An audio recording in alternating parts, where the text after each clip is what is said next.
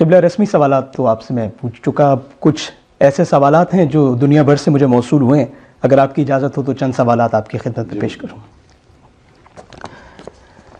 قبلہ سوال ہے کہ قمع زنی پر ایک دلیل دی جاتی ہے کہ یہ اضطرار کی کیفیت ہے، اس لیے اس پر تنقید نہیں کی جا سکتی کیونکہ حالت اضطرار میں شریعت پابندیاں نہیں لگاتی، لیکن اس کا ایک اور پہلو یہ بھی تو ہے کہ اضطرار میں کیے گئے فعل ممدوح نہیں ہوتے، جائے کہ معفون عن ہوتے ہیں۔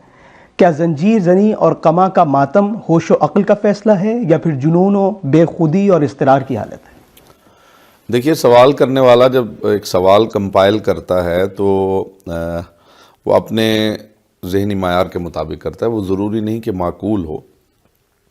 اس میں یہ سمجھتا ہوں کہ جو قمع زنی ہے وہ حالت اضطرار کے حوالے سے جو بات ہے، جو سوال آیا ہے وہ یہ ہے کہ جی حالت اضطرار جو ہے ممدوح نہیں ہے۔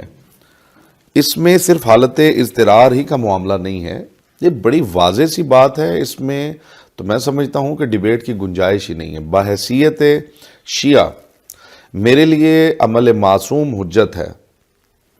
ہم سمپلی ہسٹری میں یہ دیکھ لیتے ہیں کہ اگر معصوم سے، اس کے معصوم کے قول سے، معصوم کے فعل سے یا تقریر معصوم سے ہمیں اس کی گنجائش ملتی ہے تو یہ اظہار محبت کرتے ہوئے ہم اس کو عبادت سمجھتے ہوئے پرفارم کریں گے۔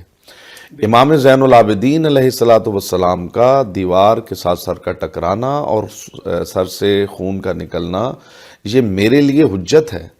جناب زینب اولیاء مقام صلوات اللہ علیہا کا اپنی پیشانی کو زخمی کرنا حسین ابن علی کے غم میں، یہ میرے لیے حجت ہے۔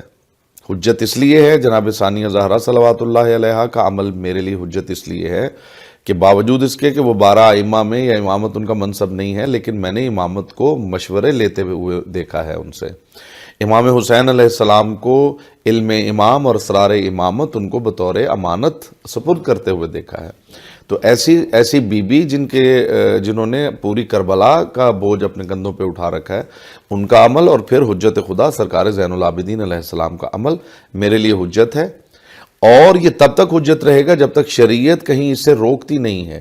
اگر کسی کے پاس کوئی ایسی دلیل ہو قرآن و حدیث کی روشنی میں کہ شریعت نے کہیں منع کیا ہو کہ آپ اپنے جسم سے خون نہیں نکال سکتے، تو پھر اس سوال کی ڈائمنشن بدل جائے گی، پھر ہم اور حوالے سے اس پہ بات کریں گے۔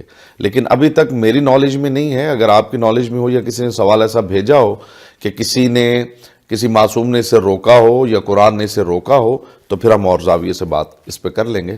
ادروائز اس میں صرف حالت اضطرار نہیں ہے، اس میں ایک احتجاج کا پہلو ہے، دوسرا یہ سنت معصوم ہے، تیسرا یہ تعصی ہے، اور اس کا کوئی بھی انکار نہیں کر سکتا، اور کسی نے کیا بھی نہیں ہے۔ جہاں تک میرے علم میں ہے، فقہا میں بھی کسی نے اس کا انکار نہیں کیا۔ حکم ثانوی کے طور پہ اگر کسی نے بات کی ہے تو ٹیمپریریلی اس نے بات کی ہے، جبکہ جو اس کے اوپر جو کمنٹس موجود ہیں اسکالرز کے، اس میں کسی نے بھی اس کو ناجائز قرار نہیں دیا۔ یعنی فقہا میں کسی نے اس کو ناجائز قرار نہیں دیا۔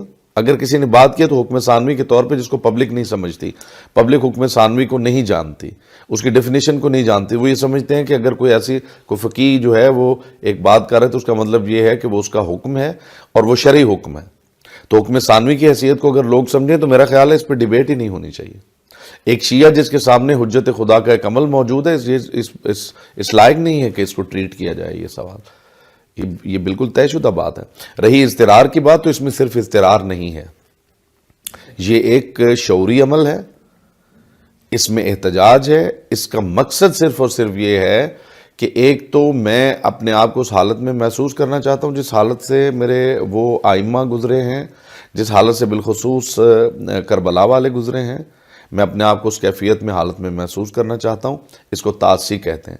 جیسے جناب عباس علیہ السلام کا فرات میں جا کے پانی نہ پینا، وہ پانی پی سکتے تھے، انہوں نے نہیں پیا کیونکہ ان کا سردار پیاسا ہے، تو اپنے آپ کو اس کیفیت میں محسوس کرنا چاہتے تو انہوں نے پانی نہیں پیا۔ یا جناب ام رباب صلوات اللہ علیہا کا دھوپ میں بیٹھنا، وہ چھاؤں میں بیٹھ سکتی تھی، لیکن انہوں نے جناب امام حسین علیہ السلام کا جسد اطہر دھوپ میں دیکھا تو وہ تعصیب میں اپنے آپ کو اس کیفیت میں محسوس کرنا چاہتی ہیں۔ تو یہ تعصیب بھی ہے، یہ سنت معصوم بھی ہے، اور شریعت نے کہیں اس سے روکا بھی نہیں ہے۔ اور چوتھی بات یہ ہے کہ یہ ایک احتجاج ہے ظلم کے خلاف ہم یہ اس لیے کرتے ہیں تاکہ اگر میری بات سے کوئی بندہ اٹریکٹ نہیں ہو رہا، کسی نے نہیں پوچھا کہ بھی تم یہ چیخ رہے ہو تو تمہارے ساتھ کیا پرابلم کیا ہے، اگر میں رویا ہوں تو کوئی نہیں آیا، اگر میں نے چہرے پہ تماچے مارے ہیں تو کوئی نہیں آیا، تو میرے پاس جو آخری حد ہے، جو آخری کیفیت ہے، وہ یہی ہے کہ میں اپنے جسم کو چھلنی کر لوں اور میں اس حد تک چلا جاؤں جہاں سے آگے شریعت نے روک دیا ہے۔ شریعت نے کہاں روکا ہے؟ شریعت نے روکا ہے کہ آپ اپنے آپ کو مار نہیں سکتے، آپ اپنے بدن کے ساتھ کچھ ایسا نہیں کر سکتے جس سے آپ کا کوئی وائٹل پارٹ جو ہے، آرگن جو ہے، وہ ڈیمیج ہو جائے۔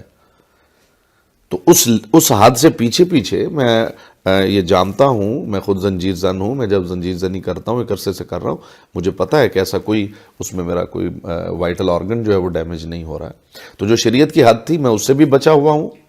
سنت معصوم بھی ہے، تعصیب بھی ہے، احتجاج بھی ہے، تو اس میں بہت ساری چیزیں ہیں، صرف اضطراری کیفیت نہیں ہے۔